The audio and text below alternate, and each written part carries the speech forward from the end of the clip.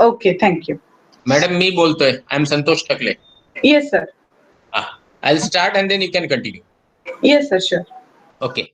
See, this is our third class of FCCE2. That is a batch starting from 6th to 10th.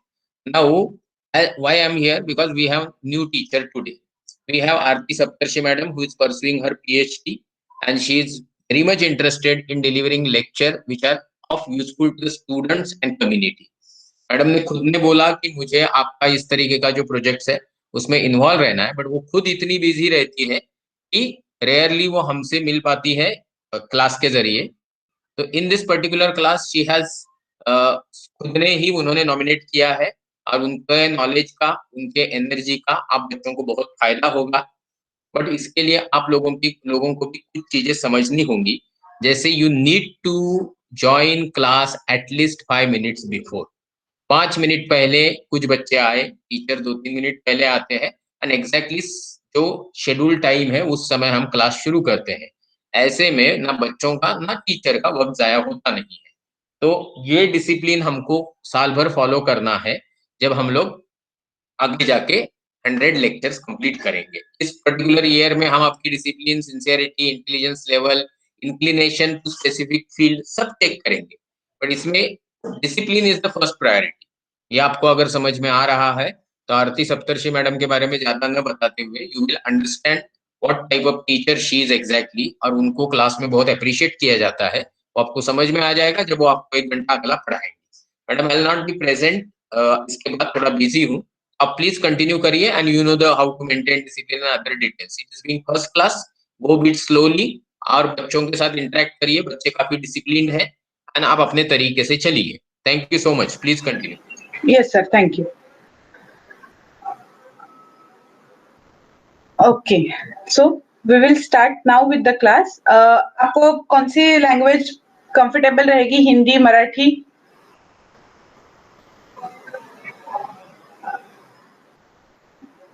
Pradyumna, Anagha, विरंजित आणि तन्वी चौघांनी reply द्या. सगळ्यांना जर मराठी असेल तर आपण मराठीतच स्टार्ट करायचं.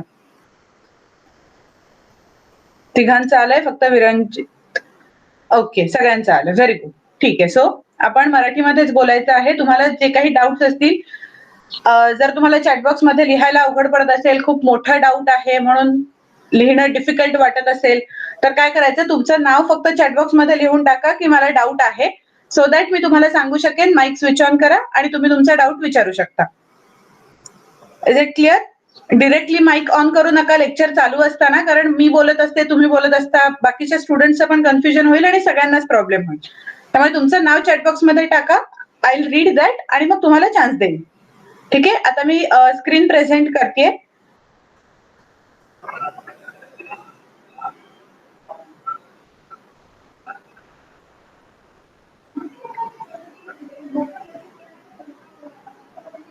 ओके.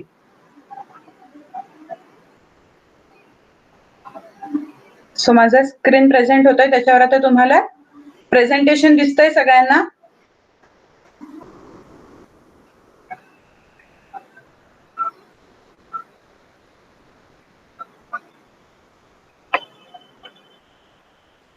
राईट, स्क्रीनवर प्रेझेंटेशन दिसतंय? व्यवस्थित क्लिअर आहे काय लिहिलेलं आहे त्या प्रेझेंटेशन वरती ते?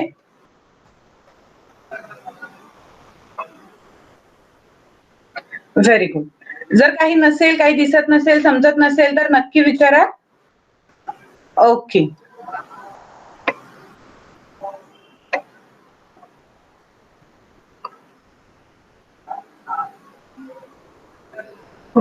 ठीक आहे. सो पहिल्या स्लाइड मध्ये मी एक जनरल ओव्हरव्ह्यू दिलाय की आपल्याला काय काय तुम्हाला जो सिलेबस आहे, जी कुठलीही कॉम्पिटेटिव्ह एक्झाम तुम्ही द्यायला जाल, होमी बाबाची एंट्रन्स एक्झाम असेल, ऑलिम्पियाडची एक्झाम असेल किंवा स्कॉलरशिप असेल, तर त्याच्यामध्ये साधारण कोणते चॅप्टर्स असतात. आता होमी बाबा एक्झाम आणि ऑलिम्पियाड एक्झाम जे असतात त्यांच्यामध्ये हे फिजिक्स, केमिस्ट्री, बायोलॉजी असते, सायन्सचे टॉपिक्स खूप जास्ती असतात. बाकी मॅथमॅटिक्स आहे आणि दुसरं म्हणजे मेंटल ॲबिलिटी. ओके. तर मेंटल ॲबिलिटी आणि जनरल मॅथमॅटिक्स आणि एक लँग्वेज, हे 3 गोष्टी आपल्या स्टेट बोर्डच्या स्कॉलरशिप एक्झाम मध्ये, जी 5th आणि 8th साठी कंडक्ट केली जाते, त्यांच्यामध्ये कव्हर होतात आणि बाकीची सायन्स रिलेटेड जास्ती जे टॉपिक्स आहेत, मेनली 3 डिव्हिजन आहेत सायन्सच्या, फिजिक्स, केमिस्ट्री आणि बायोलॉजी. ह्या 3 होमी बाबा एक्झाम आणि नॅशनल लेवलची कुठलीही एक्झाम जर असेल तर त्यामध्ये ह्या 3चा अभ्यास करणं आपल्याला गरजेचं आहे. ओके.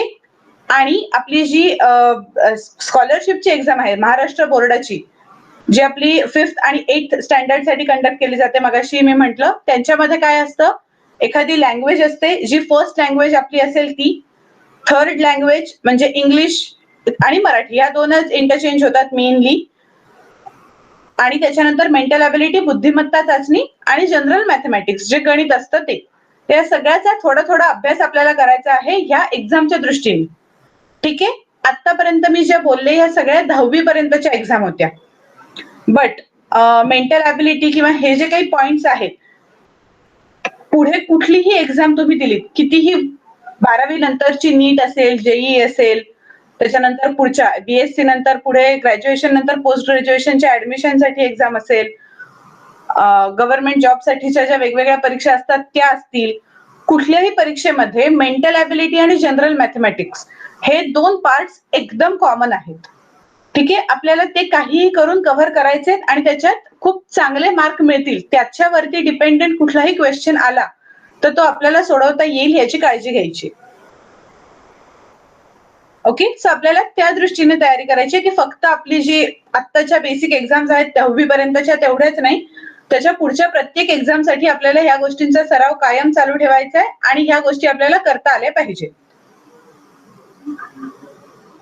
ओके. सो आता आपण आजच्या लेक्चरमध्ये काय शिकणार आहोत, तर मेंटल अबिलिटी मधला हा एक पार्ट आहे, बुद्धिमत्ता चाचणी मधला हा पार्ट आहे, identify next number in a series. असं कधी तुम्ही केलंय? आता तुम्ही सगळे मेनली 7वीचे आहात, तर 5th स्टँडर्ड मध्ये असताना कोणी स्कॉलरशिपची एक्झाम दिली आहे तुमच्यापैकी?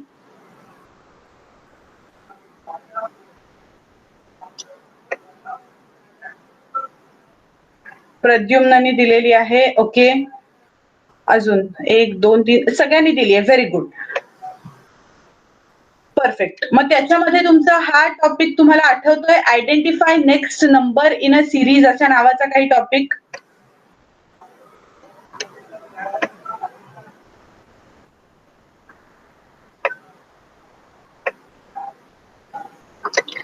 ओके. परफेक्ट.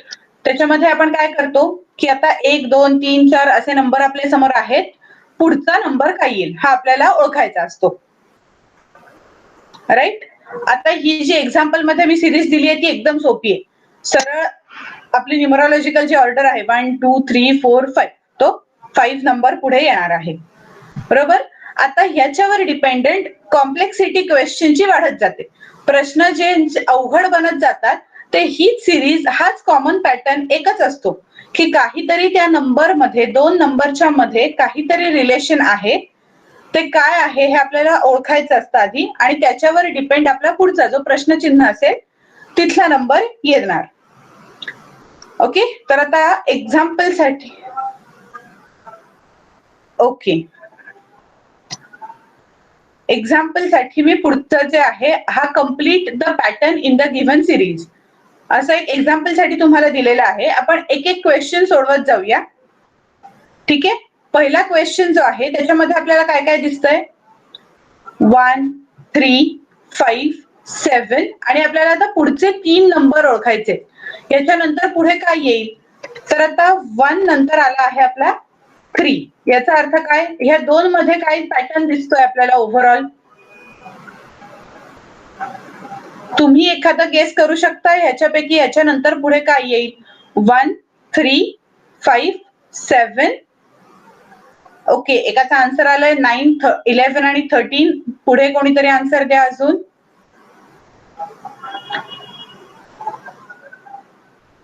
ओके. हे आपण कशावरनं काढलं, तर पूर्ण सिरीज मध्ये 2चा डिफरन्स आहे. 3 मायनस 1 2, 5 मायनस 3 येतं 2, 7 मायनस 5 येतं 2. त्यामुळे आपण 7च्या पुढचा नंबर जो असेल तो 2 ऍड करून देणार आहे. त्यामुळे पुढचा 9, त्याच्यानंतर 9 प्लस 2 दॅट इज 11 आणि next number 11 plus 2 that is 13. Very good. एकदम बरोबर आन्सर सगळ्यांनी दिलेला आहे. सगळ्यांना कळलंय कसे आपण नंबर काढलाय?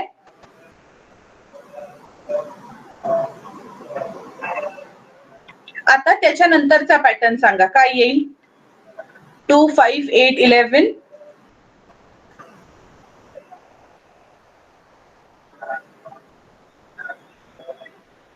ओके, एकाचा आन्सर आलाय. कॉपी पेस्ट करू नका सगळ्यांनी, आपली आपली आन्सर्स काढा आणि मग लिहा. कारण मी असं सांगत नाही की ज्यांनी पहिला आन्सर दिलाय त्याचं बरोबरच आहे.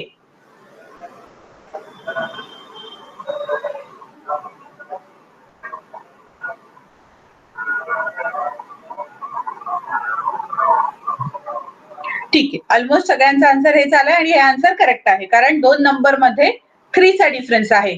5 मायनस 3 इज इक्वल टू 2, म्हणजे 2 plus 3 equal to 5, 5 plus 3 equal to 8, 8 plus 3 11, आणि त्यामुळे पुढे 14, 17, 20. करेक्ट. त्याच्यानंतरची सिरीज मधले नंबर काढून दाखवा. 51, 61, 71. शाबास. त्याच्या पुढची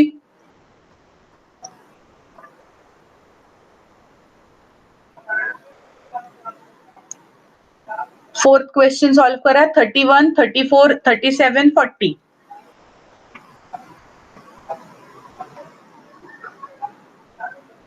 करेक्ट, व्हेरी गुड. त्याच्या पुढचं करा.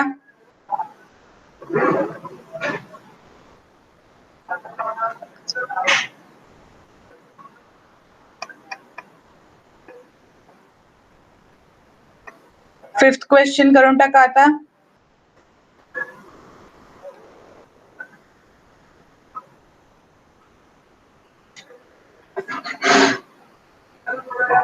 "51, 56, 71, 76, 81. Very good, correct. त्याच्यानंतरचंही करा. 4, 8, 16, 32.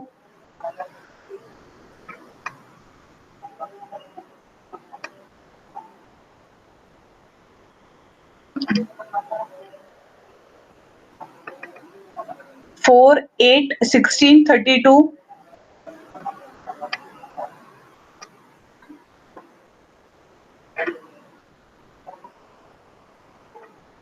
आता इथे पॅटर्न थोडासा वेगळा आहे. आतापर्यंत आपण एक रिपिटेटिव्ह पॅटर्न करत होतो, बरोबर. आता इकडे तुम्हाला येणारा पॅटर्न काय आहे तो ओळखायचा आहे आणि आन्सर करायचा आहे. 4, 8, 16, 32. एक आन्सर आलाय आपल्याला ज्याच्यामध्ये 64, 128 आणि 356 लिहिलंय.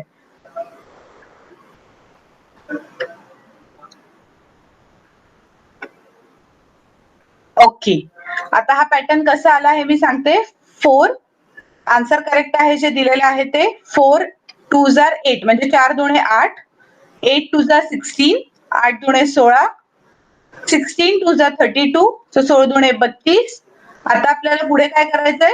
32 2 जार 32 गुणिले 2, जे येणार आहे 64, 64. त्याच्यानंतर नेक्स्ट काय असेल? 64 multiply by 2, which is equal to 128. आणि नेक्स्ट सिरीज मध्ये असणार 128 मल्टिप्लाय बाय 2. ओके, सो आता आपल्याला ह्या सिरीज बघून एक गोष्ट लक्षात येईल की नॉट नेसेसरी प्रत्येक ठिकाणी ऍडिशन सबट्रॅक्शन एवढाच फरक असेल. जी कुठली आपली मॅथमॅटिकल आयडेंटिटीज आहेत की plus, minus, divide by, multiply by, ह्याच्यापैकी कशाचाही वापर केला जाऊ शकतो. आता इथे कुठला पॅटर्न फॉलो केला होता? 4 मल्टिप्लाय बाय 2, मल्टिप्लिकेशन यूज केलेला आहे, राईट. तर आपल्याला तो पॅटर्न एक्झॅक्ट काय आहे ते ओळखून पुढचे नंबर लिहायचे. आता इथे काही नाहीये, हे एकदम सिम्पल सिरीज आहे. एक्झाम मध्ये याच्यापेक्षा थोडेसे कॉम्प्लिकेटेड होतील आणि तिथे ऑप्शन दिलेले असतात 4. नेक्स्ट सिरीज परत सोपी आहे एकदम. 19, 29, 39, 49, सो 59, 69, 79. करेक्ट. त्याच्यानंतर काय येईल सांगा? पुढची ऍडिशनचीच आहे. 7 plus 5 12, 12 plus 5 17, 17 plus 5 22. So next number in the series will be 27.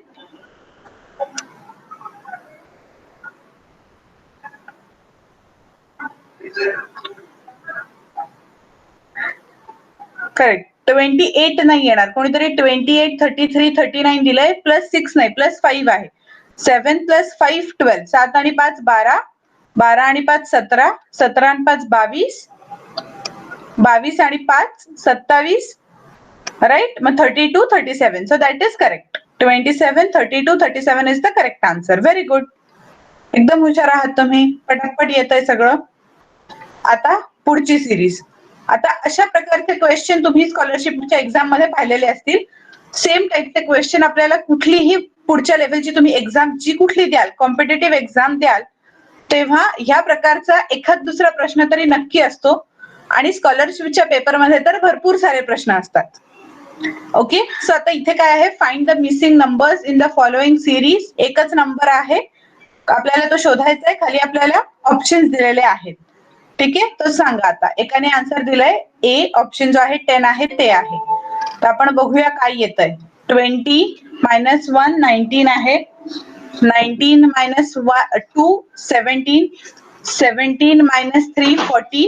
So next series मध्ये काय येणार, 14 मायनस 4, आणि म्हणून इथे आन्सर येणार आहे 10 आणि 10 मायनस 5. आपण एकदा चेक करायचं कधीही.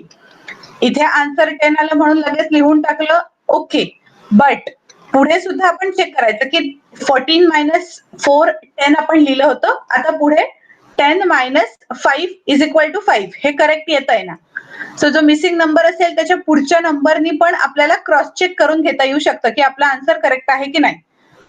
इथे तुक्का मारला आणि ए लिहिलं, मला वाटलं म्हणून मी काहीतरी आन्सर लिहिलं, असं आपल्याला करायचं नाहीये.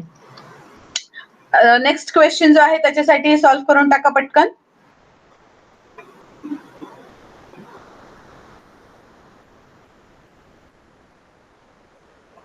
आता इथे वेगवेगळे आन्सर यायला लागली. एकाचं आन्सर आलं 17, एकाने दिलंय 16.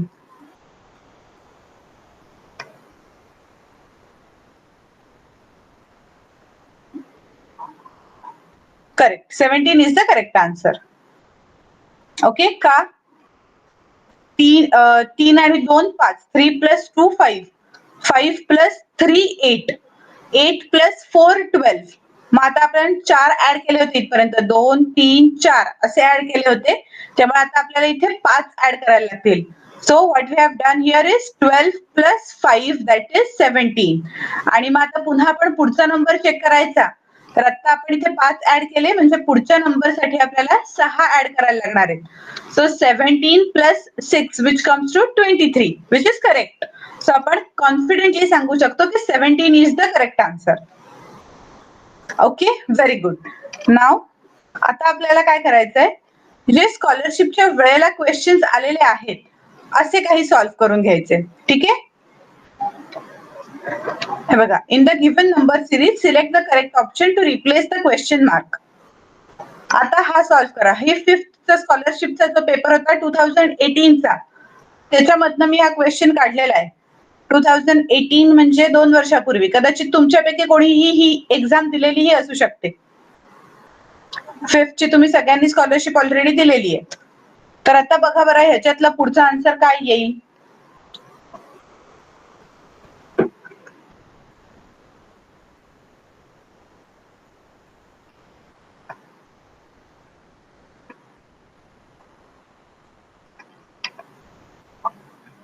बघा आतापर्यंत जसे आपण पॅटर्न फॉलो केले होते त्यापैकी कुठला हा पॅटर्न आहे का की काही वेगळा आहे.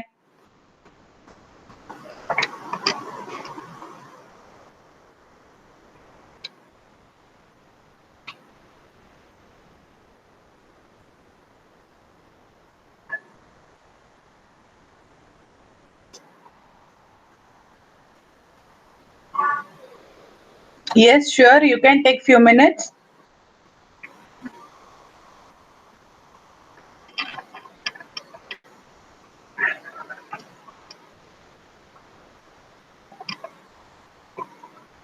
ओके, एकाचं आलंय 42, बाकीच्यांचं बघूया आपण काय येतंय.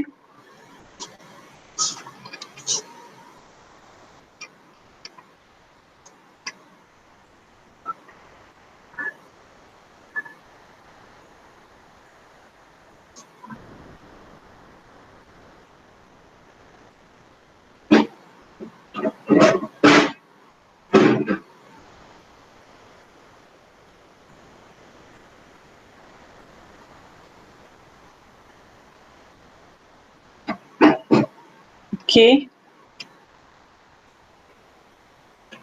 42. ठीक आहे, दोघांनी आतापर्यंत तिघांनी आन्सर्स दिली 42. 46 का वाटतंय आता परत कोणाला तरी?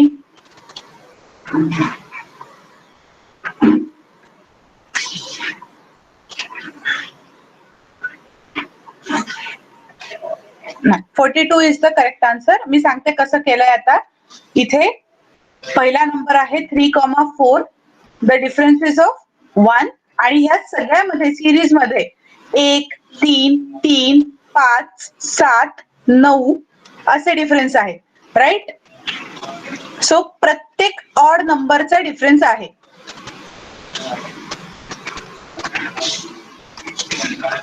राईट? आणि 9च्या नंतरचा ऑड नंबर कुठला येतो? 11. आणि म्हणून आपल्याला 31 प्लस 11 करायचं आहे, which comes to 42. Yes Sujata, cover students name I don't know, sorry. Ma'am yes, असं पण होऊ शकतं तिथं लाईन काय दिला 3, 4, 7, 10, 15, 22 आणि 21 ना. तर 3 आणि 7 ह्याच्यात कितीचा फरक आहे? 4चा. पुन्हा 7 आणि 15च्यात कितीचा फरक आहे? 8चा. 4 गुणिले 2 बरोबर 8. पुन्हा 10 आणि 22 मध्ये कितीचा फरक आहे? 10 आणि 22 12चा. हा 12. तर मग थांब, 4 दुने 8 आणि मग त्याच्यानंतर 12. सो त्याच्यानंतर आपल्याला पुढे ऍड करायला लागतील तुझ्या मते 15. 3, 7, 12, 13, 14, 12, 16. सॉरी 16. हा ह्याच्यात 16. बरोबर. पुन्हा तर मध्ये कितीचा फरक आहे? 6चा. आणि 10 आणि 22 मध्ये 6 आणि 22 मध्ये कितीचा फरक आहे? 12चा. आणि 12 पुन्हा 22 चा फरक बरोबर 22 अधिक 22 अधिक किती करतेस तू? 24. कारण 12 गुणिले 2 करायचे ना. हे बघ आता थांब. आपण काय केलं तू म्हणतेस त्याप्रमाणे 7 आणि 3च्या मध्ये आहे फरक 4चा, बरोबर. त्याच्यानंतर 15 वजा 7 केले की येतात 8. सो 4 दुने 8 बरोबर आहे. आता ह्याच्यानंतर आपण काय केलं 22 वजा 10 म्हणजे आहे 12. तर 8 दुने काही 12 होत नाही. नाही ते नाही, आपण पण नाहीये ना. काय म्हणतेस? आवाज कट झाला थोडा. 22 करायचं नाहीये. मग कशातून करायचंय? 3 म्हणजे एक कार्ड असं करायचंय 3, 7, 15, 31. पुन्हा पुन्हा सॉरी 22 पुन्हा 31 वजा 15 करायचे म्हणजे आपल्याला, बरोबर. मग 31 वजा 15 केले की किती येतात? 16. ओके. आणि त्याच्यानंतर पुढे अच्छा 22 अधिक पुढचं तुझं म्हणणं आहे 32 करायचे.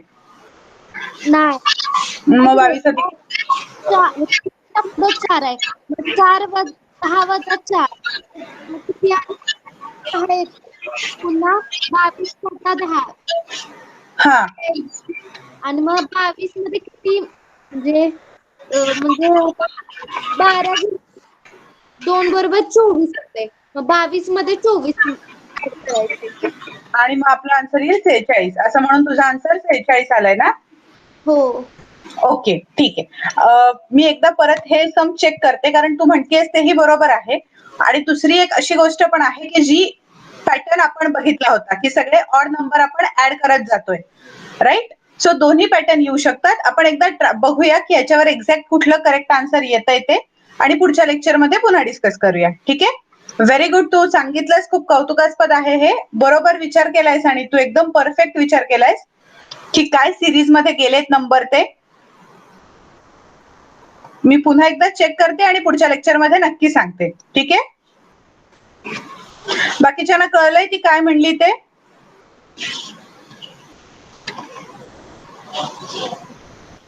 आपण एक वेगळा विचार केला होता की ऑड नंबर्स ऍड करत जायचे आपल्याला आणि तिच्या म्हणण्याप्रमाणे 2 मधला डिफरन्स कॅल्क्युलेट केलाय, तिच्या नंतर वेगवेगळे मल्टिप्लिकेशन आहे आणि पुढचा नंबर येतोय आणि त्यामुळे तिचा आन्सर आलाय 46.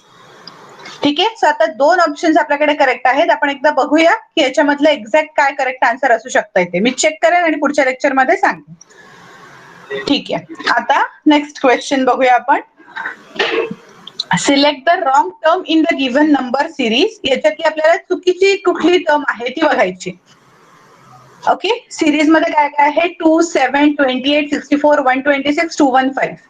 तर बघा तुम्हाला काय लिंक लागते आणि मग त्याप्रमाणे सांगा.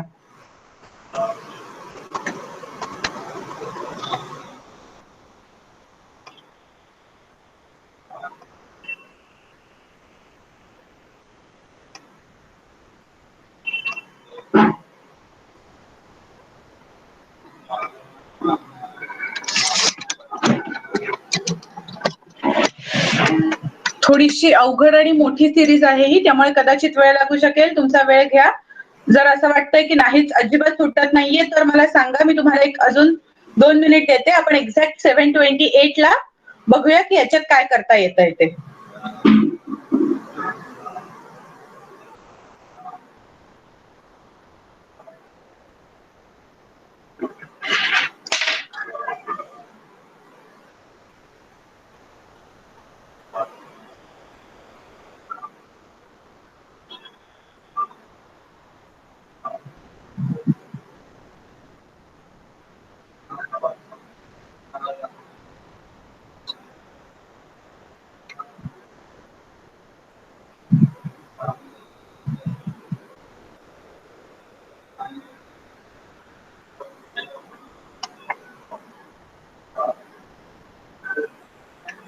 ओके. एकाचा आन्सर आलाय 7. बाकीच्यांनी सॉल्व्ह करा, मग बघूया आपण.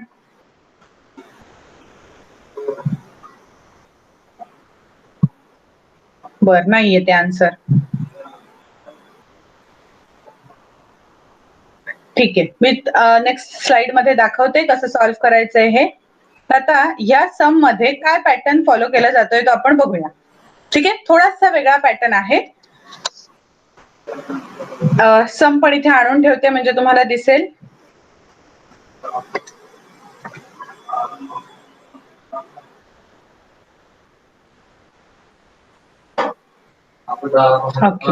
सम दिसतोय सगळ्यांना. 2, 7, 28, 64, 126, 215 असं आपल्याला पॅटर्न दिलेला आहे. आणि आता इथे पॅटर्न काय फॉलो केला जातोय तर 2 म्हणजे काय आहे? 1�3 + 1 म्हणजे 1 + 1 = 2 असं पहिल्याचं म्हणणं आहे. आता पुढचा नंबर आहे आपला 7. 7 मध्ये काय होतंय? 2�3 - 1. ओके. 2�3 - 1 म्हणजे किती येणार? 8. सो 8 - 1 आला 7. पुढच्याचा पॅटर्न मध्ये काय येणार आहे आता? 28. 28 म्हणजे काय आहे? 3 चा वर्ग अधिक 1. आपला पॅटर्न कसा चाललाय? एकदा प्लस, एकदा मायनस, पुन्हा प्लस, पुन्हा मायनस, पुन्हा प्लस, परत मायनस. त्यामुळे आपण पहिल्यांदा 2 काढायच्या वेळेला ऍडिशन केली होती. 1�3+ 1. Therefore 1 + 1 = 2. सेकंड टाइमला आपल्याला सबट्रॅक्शन करायला लागली. सो आता आपण इथे 7 which is equal to 2�3. कारण आपल्याला 1 नंतर पुढचा नंबर असतो 2. सो 2�3 जो असतो 8. 2 चा क्यूब, 2 चा क्यूब असतो 8. So 8 - 1 which comes down to 7. त्याच्यानंतर 28 नंबर आहे तो कसा आला? 2 नंतर पुढे 3. सो 3�3. आता आपल्याला एकदा मायनस झाल्यानंतर एकदा प्लस करायचंय म्हणून +1 केला आपण. So 27 + 1 which is equal to 28. So it is again correct. आता आपल्या समोर आहे 64. जो सिरीज मध्ये दिलेला नंबर आहे 64. इथे आपल्याला काय करायचं आता? 3 नंतरचा पुढचा नंबर आहे 4.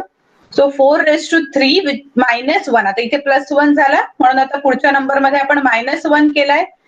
जेव्हा आन्सर आलं 64 - 1 which is equal to 63. त्यामुळे आपला आन्सर इथे ह्या सिरीज मध्ये 64 च्या ऐवजी काय यायला हवं होतं 63. So wrong term in the given number series is 64 option 2. बाकीचे पुढचे आपण एकदा क्रॉस चेक केले की आपल्या पॅटर्न मध्ये बसतायत का, तर हो. 4 नंतर 5 plus 1 that is 125 plus 1 which is 126.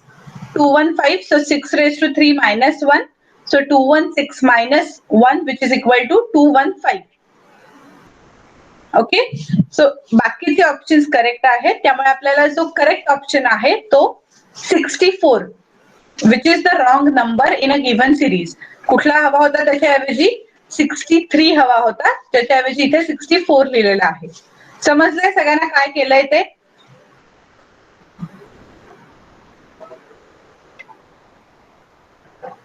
की काही डाऊट्स आहेत? आतापर्यंत आपण जे केलं त्याच्यापैकी सगळ्यांमध्ये हा पूर्ण वेगळा पॅटर्न होता. राईट, कशाचा तरी क्यूब यूज केलाय आपण, त्याच्यात एकदा ऍडिशन एकदा सबट्रॅक्शन. सो आपल्याला इथे दोन गोष्टी लक्षात घ्यायच्या होत्या की आपण एक एक नंबर वाढवत जाऊन क्यूब घेतोय आणि त्यात एकदा ऍड करतोय एकदा सबट्रॅक्ट करतोय. त्यामुळे मी तुम्हाला काय सजेस्ट करेन, जेव्हा एक्झाम मध्ये तुम्हाला लिहायचं असेल तर ह्या पॅटर्ननी सॉल्व्ह करून घ्या. ओके, डिरेक्टली कुठल्या तरी आन्सरला जम्प करू नका. काय होतं, आपण तोंडी कॅल्क्युलेट करायला गेलं की पटापट करण्याच्या नादात कन्फ्युजन होतं. रफ स्पेस बऱ्यापैकी दिलेली असते एक्झाम मध्ये, राईट, पेपरवर सॉल्व्ह करायला. तर तिथे हे असं करून घ्यायचं पूर्ण व्यवस्थित आणि मग आपण शुअर होऊन जातो. इथे पण काय केलंय आपण, 64 इथे कळलं की 63 यायला हवं होतं पण 64 आलाय म्हणजे तो रॉंग आहे हे पक्क झालं. बट आपण क्रॉस चेक करण्यासाठी पुढच्या नंबरचंही करून घेतलं की जो विचार आपण करतोय तो नक्की बरोबर आहे ना. जेव्हा आपण शुअर होऊ की जे मी केलेलं आहे कॅल्क्युलेशन, जे मी लिहितेय ते बरोबर आहे, तेव्हाच पुढे जायचं. ठीक आहे, कारण काय होतं, आता आपल्याला एक खात्री असते की आयदर मी पुस्तकाच्या मागे बघू शकते करेक्ट आन्सर काय आहे, किंवा आता इथे ह्या केसमध्ये आपण बघू शकतो की नेक्स्ट स्लाइडवर गेल्यावरच मला कळेल की कुठलं करेक्ट आन्सर आहे. बट एक्झाम मध्ये तो पॅटर्न नसतो. आपण एकदा उत्तर मार्क करून आलो की जेव्हा रिझल्ट हातात येईल तेव्हाच डिरेक्टली आपल्याला कळणार आपलं उत्तर चुकलं होतं की बरोबर होतं.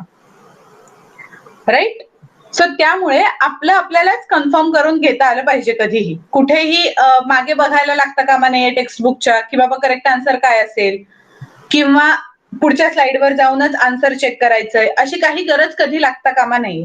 आपण इतके शुअर झालो पाहिजे की जे मी केलंय ते बरोबरच असणार आहे, कारण मला हा पॅटर्न मला फॉलो करता येतोय आणि हा पुढे पण फॉलो होतोय. आता कधी कधी काय होतं, जेव्हा लास्ट नंबर विचारलेला असतो जसं मगाच्या क्वेश्चन मध्ये होता, तेव्हा थोडंसं डिफिकल्ट जातं की आपण अश्युरिटी देऊ शकत नाही, कारण तो लास्ट नंबर आहे, त्याच्या पुढचं काय असेल हे दिलंच नाहीये.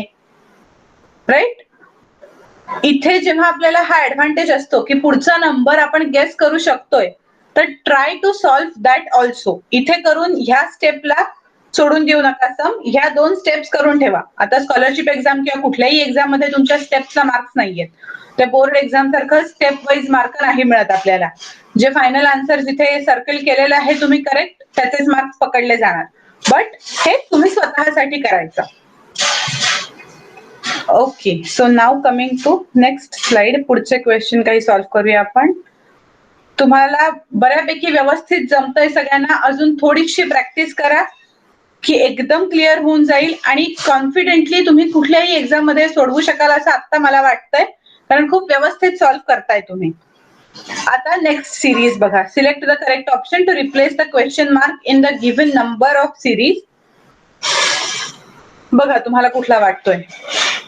14, 16, 19, 24, 31, 42, 55.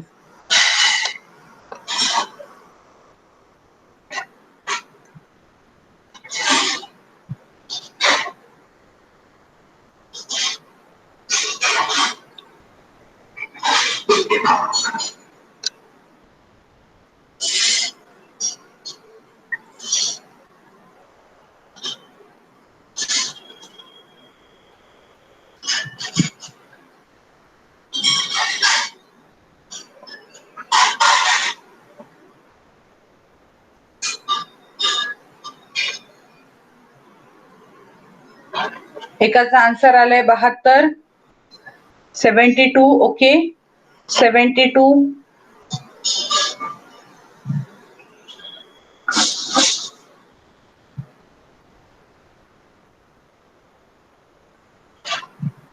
अजून कोणाचा आन्सर? काही तिघांची आन्सर आली आहेत. 4.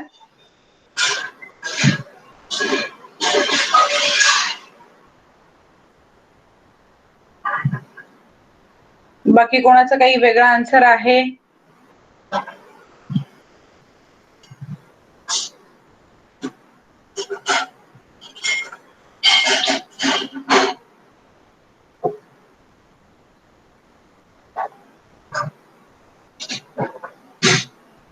फायनली सगळ्यांचं कोणाला काही डाऊट आहे याच्यामध्ये? कोणाचं काही वेगळा आन्सर येत आहे? ओके, सो 72 कसं आलं आता? एकाने कोणीतरी लिहून सांगा मला की काय फॅक्टर तुम्ही यूज केलाय तिथे. कोणीही लिहा रॅन्डमली.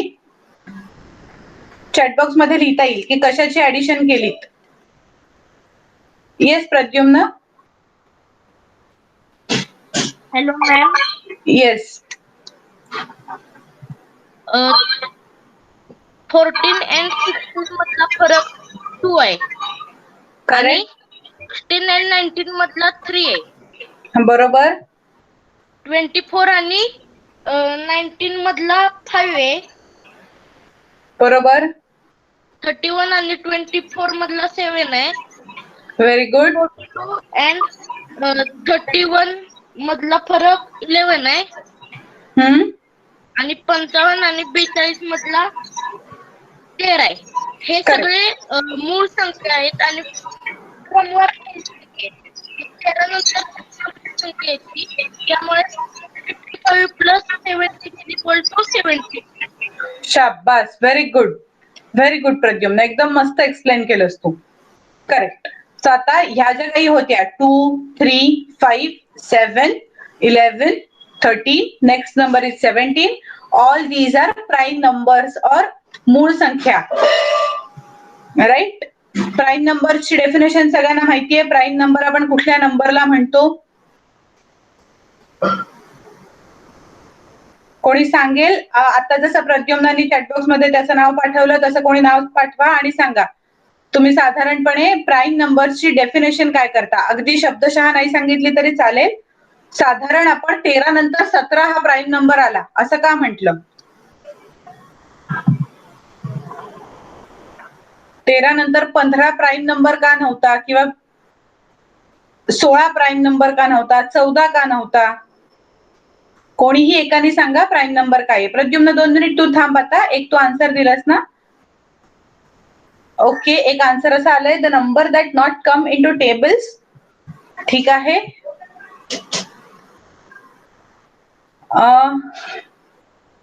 अजून कोणाचं काही आन्सर आहे?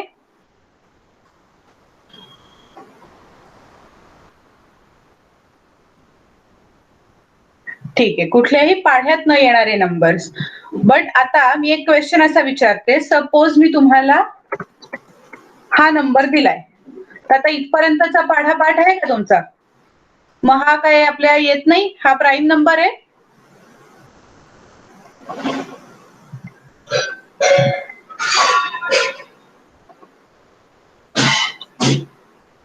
Okay Pradyumna, please switch on your mic. सांग.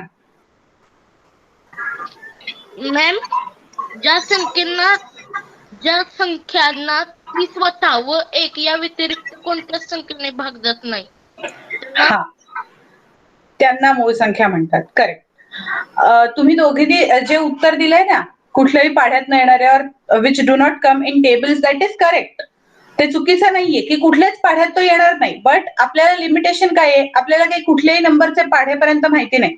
ही सिंपल ट्रिक आहे की आता 13, 17 कसा ओळखायचा, तर हा कुठल्या पाढ्यात येत नाहीये. बरोबर. साधारणपणे आपण 200 पर्यंत, 300 पर्यंत, 400 पर्यंत पाढ्यांवरती डिपेंड राहू शकतो. त्याच्या पुढे आपल्याला पाढ्यांवर नाही डिपेंड राहता येणार. मग दुसरं ऑप्शन काय आहे? त्यामुळे ऍक्च्युअल डेफिनेशन काय आहे जी आता प्रद्युम्नांनी सांगितली तशी, की ज्या नंबरला तो स्वतः आणि 1 हे सोडून कशानेही भागता येत नाही which cannot be divided by any other number than the number itself and 1 is known as prime number. जसं की आता आपण पेरा कन्सिडर केला 13, तर एक 13 कुठल्याही पाढ्यात येत नाहीये. Second, the most important thing which is actual definition is that 13 can be divisible only by 13 and 1.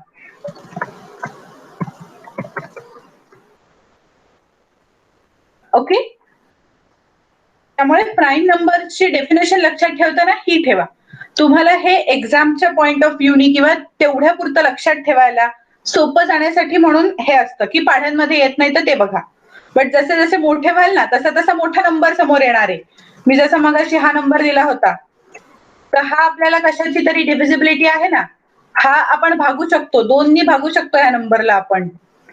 Even numbers are all divisible by 2, right. आता ह्या ज्या डिव्हिजिबिलिटीच्या प्रॉपर्टीज आहेत त्या सुद्धा आपल्याला जनरल मॅथमॅटिक्स मध्ये कव्हर करायच्या आहेत. कारण असा कुठलाही नंबर दिला जाऊ शकतो आणि तुम्हाला क्वेश्चन मध्ये विचारलं जाऊ शकतं की कशाने हा नंबर डिव्हिजिबल आहे, तर तिथे आपल्याला आन्सर लिहिता आलं पाहिजे. ओके, ते आपण वेगळ्या टॉपिक मध्ये कधी ना कधी नक्की कव्हर करणार आहे, त्यामुळे त्याची काळजी करू नका. फक्त हे लक्षात ठेवा की मूळ संख्या, प्राईम नंबर्स, कंपाऊंड नंबर्स याच्या ज्या काही डेफिनेशन आहेत संयुक्त संख्येच्या, या चेक करत राहा अधूनमधून. आता नेक्स्ट क्वेश्चन सॉल्व्ह करून टाका. Identify the correct option to replace the question mark in the given pattern. बघा काय आन्सर येतोय. आता आतापर्यंत आपण एक स्ट्रेट लाईन मधली सिरीज बघितली होती. आता इथे एक सर्कल आहे आणि त्याच्या आतमध्ये वेगवेगळे नंबर दिलेले आहेत, ते अकॉर्डिंगली आपल्याला सॉल्व्ह करायचं आहे.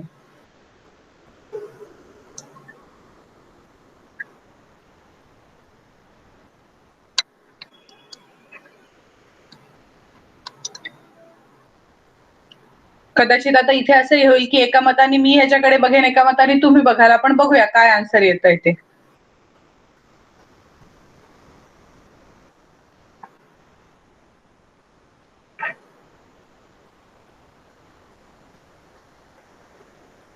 एक्झॅक्ट 7:45 ला आपण हे करूया की 7:45 पर्यंत अजून 2 मिनिटं तुम्हाला देते. बघा काही आन्सर मिळतंय का.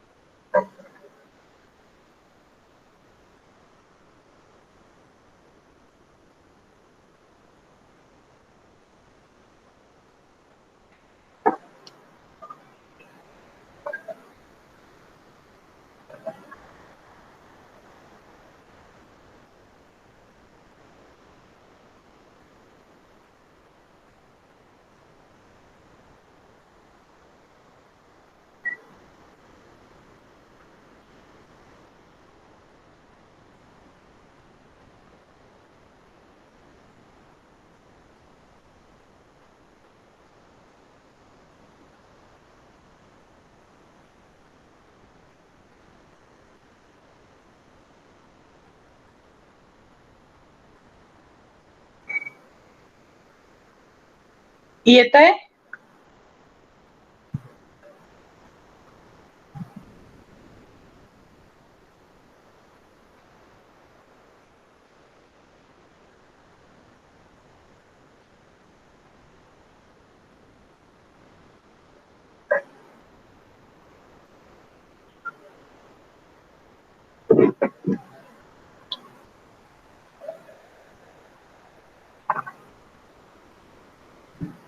ओके, आपण इथे कसं बघू शकतो. आता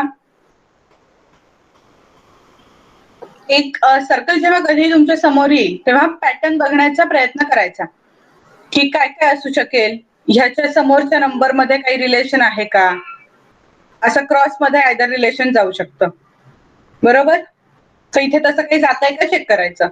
38 डिवाइड बाय 12 काही होत आहे का, तर नाही, डिरेक्टली डिव्हिजिबल नाहीच आहे. त्याच्यानंतर पुढची स्टेप आपण सबट्रॅक्ट करून बघूया. सबट्रॅक्ट केल्यावर आन्सर किती येतं इथे, 6 आणि 2 26. बरोबर. 38 वजा 12 26 येत आहे. त्याच्यानंतर 33 वजा 17 किती येत आहे? 16. त्याच्यानंतर 34 वजा 16 किती येत आहे? 18. काही पॅटर्न लागतोय का? तर असं रॅन्डमली बघायला गेलं तर काहीच पॅटर्न लागत नाहीये. मग शेजारी शेजारच्या नंबरचा विचार करायला लागायचा. मग आता एक आपण एक्झॅक्टली अपोजिट नंबर्स चेक केले, त्यांच्यामध्ये आपल्याला असं दिसेल असं काहीच रिलेशनशिप लागली नाही. मग आपण दुसरी गोष्ट काय करू शकतो, अर्धवर्तुळ कन्सिडर करून शेजारचे नंबर काही दर्शवतायत का आपल्याला. तर आता मला जे वाटतंय ते इथे कसं आलंय बघा. 17 वजा 5 12, 38 वजा 5 33, इकडे 34 वजा 6 28, तसंच किती मधून 16 वजा 16 अधिक किती केले की पुढचा नंबर येईल, तर 6. 16 अधिक 6 म्हणजे किती? 22.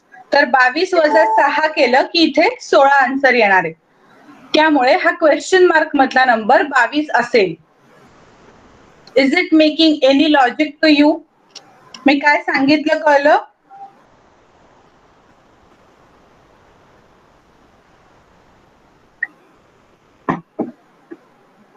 ओके.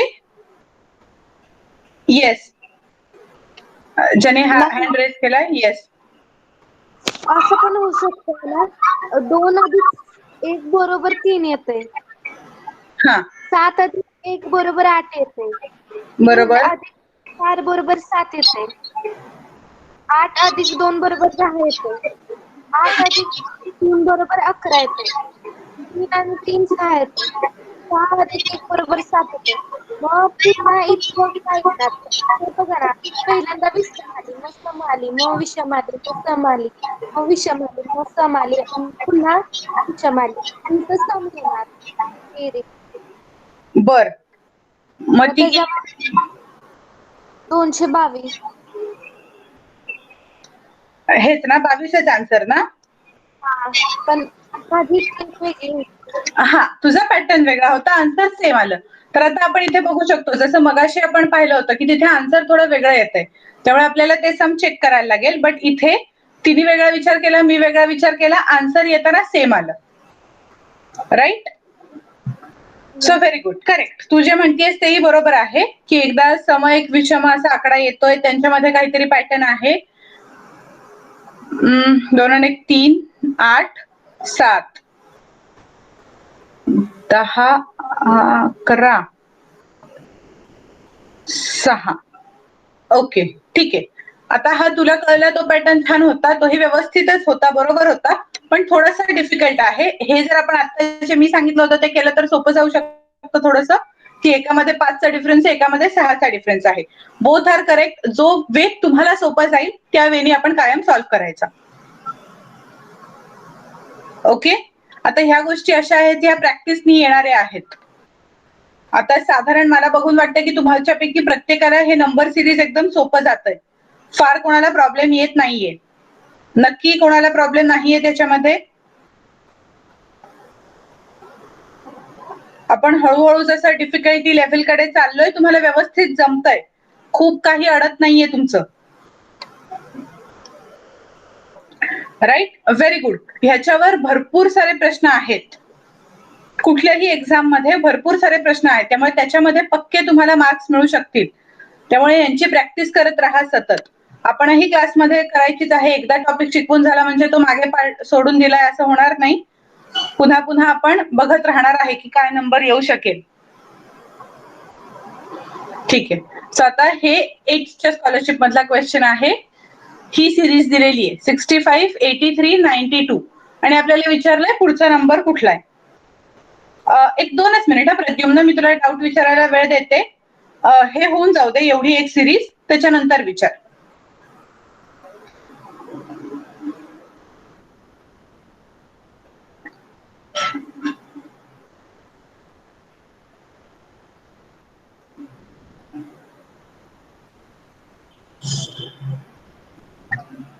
प्रद्युम्नचा आन्सर आलाय 47. बाकीच्यांनी सांगा.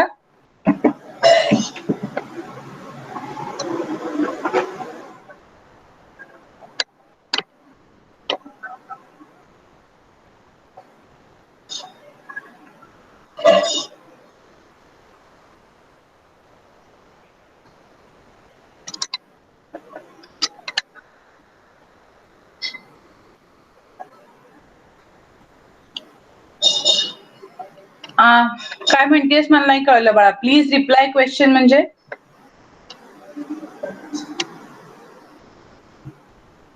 माईक ऑन करून विचार, तुझा आता ह्या क्वेश्चन बद्दल काही डाऊट आहे का? 65, 83, 92 आणि पुढचा नंबर काय येईल? पुढचा नंबर शोधायचा आहे. 92 नंतर काय आहे? Next number in the series.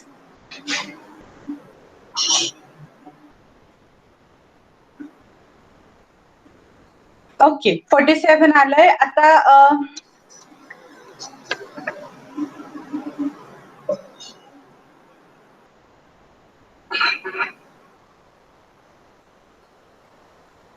Tanvi mic on कर आणि मला सांग 47 कसं आलं तुझा आन्सर? प्लस केलं. 6 + 5 11, 8 + 3 11, 9 + 2 11, 7 + 4 11. शाबास, व्हेरी गुड, करेक्ट. आता इथे आपण काय केलं होतं, ह्यांच्यातला पॅटर्न आपल्याला नव्हता बघायचा सिरीज मधला, तर साधारण पॅटर्न बघायचा नव्हता. ऍज इन माझं म्हणणं काय आहे की ऑप्शन मधनं आपल्याला एक सिलेक्ट करायला लागला. आपण आधी उत्तर काढलंय आणि मग ऑप्शन मध्ये शोधलंय असं नाही झालं इथे. इथे आपण आधी ऑप्शन्स चेक केले. 54 म्हणजे 5 आणि 4 9 म्हणून नाही बसला तो. 8 आणि 7 15 नाही बसला. 7 आणि 4 11, हा सगळ्यांची बेरीज 11 येते म्हणून 11 बसला. आणि 9 आणि 3 12 म्हणून तोही नाही बसला. Very good, perfect. Pradyumna, yes please ask your question, please ask your doubt. Hello ma'am. हा बोल. मगाशी एका सम आणि विषम सलग आहेत सर्कल मध्ये. हा पण 42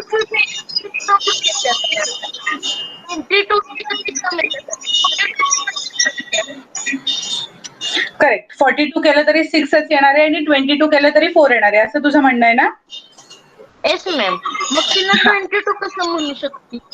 हा, तर आता तिने ते कशावरनं म्हटलं असणार आहे माझा अंदाज. मी कारण अजून पूर्ण ते सर्कल त्या तिच्या मेथडनी कॅल्क्युलेट केलेलं नाहीये.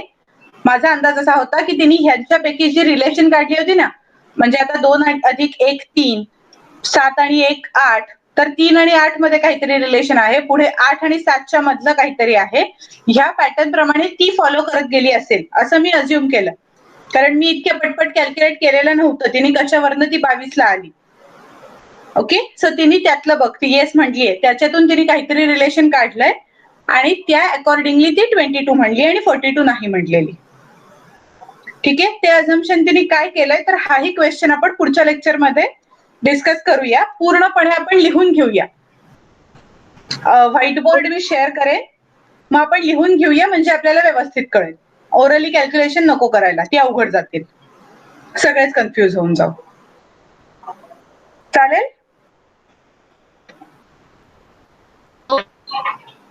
ओके, ठीक आहे. मग आता अजून 1-2च स्लाइड्स राहिल्या आहेत, त्या आपण पुढच्या लेक्चर मध्ये कव्हर करूया आणि तेव्हा अजून एखाद्या वेगळ्या गोष्टी बरोबर आपण स्टार्ट करूया. तर आता मी तुम्हाला विचारते की तुम्हाला कुठला डाऊट आहे की कुठला एखादा पर्टिक्युलर सिलेबस मधला पोर्शन आपल्याला कव्हर करायचा आहे. मेंटल एबिलिटी मधला, मॅथमॅटिक्स मधला, लँग्वेज मधला. तुमची सगळ्यांची फर्स्ट लँग्वेज कुठली आहे स्कॉलरशिप साठी?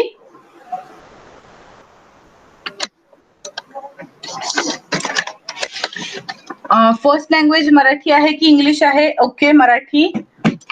मराठी, अरे वा, शाबास, सगळ्यांची मराठी आहे, बरं आहे म्हणजे. उत्तम. मराठीवरची काही प्रॅक्टिस हवी असेल, इंग्लिशवरची काही प्रॅक्टिस हवी आहे, मॅथमॅटिक्स मधली कुठला विषय तुम्हाला थोडासा ज्याच्यावरती आपल्याला डिस्कस करायची इच्छा आहे, तर तो मला एकदा सांगाल चॅटबॉक्स मध्ये लिहून?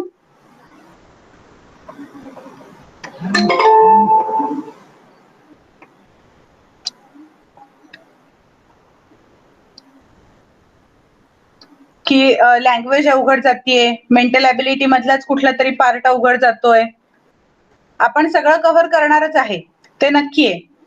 पण कुठला चॅप्टर तुम्हाला करण्याची इच्छा वाटतेय की नेक्स्ट लेक्चर मध्ये आपण तो कव्हर केला की तुम्हाला मजा येईल अजून?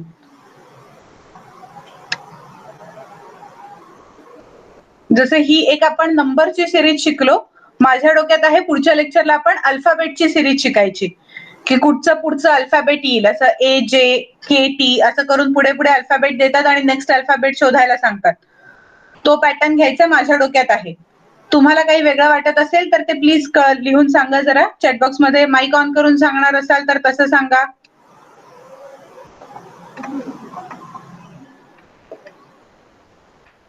येस प्रद्युम्न. Hello ma'am. हा बोल. अल्फाबेटिकलचे जे समसंबंध असतात ना ते मला अवघड जातात. ओके, म्हणजे अल्फाबेट चालणार आहे सगळ्यांना. Very good. अल्फाबेट मधलं आपण मग जेवढं जमेल तेवढं सगळं कव्हर करूया, की ज्याच्यामध्ये त्याला नंबरिंग दिलेलं असतं. A to Z 1 to 26 numbers असतात आणि त्या अकॉर्डिंगली काही कॅल्क्युलेशन्स येतात. तो पार्ट म्हणतोयस ना प्रद्युम्न तू? येस. हा ठीक आहे, तोही पार्ट कव्हर करूया. आणि पुढचं अल्फाबेट काय येईल, आता मला नाही वाटत की तुम्हाला पुढचं अल्फाबेट ओळखणं फारसं अवघड जाईल, कारण तुम्हाला नंबरची सिरीज व्यवस्थित ओळखता येते, सो तीही व्यवस्थित करता येईल. आपण त्या अल्फाबेटचा नंबर देऊन कसं सॉल्व्ह करतात तेही पुढच्या लेक्चरमध्ये घेऊन टाकूया. Okay, very good. So have you enjoyed the lecture?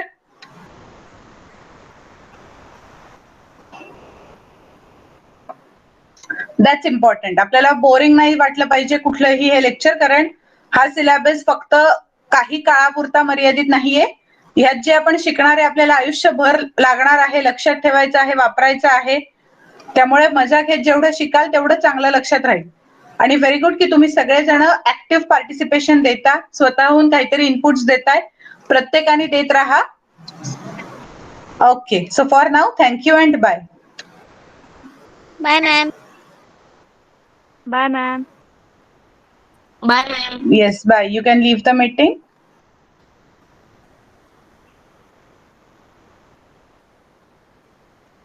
Bye. Yes, bye.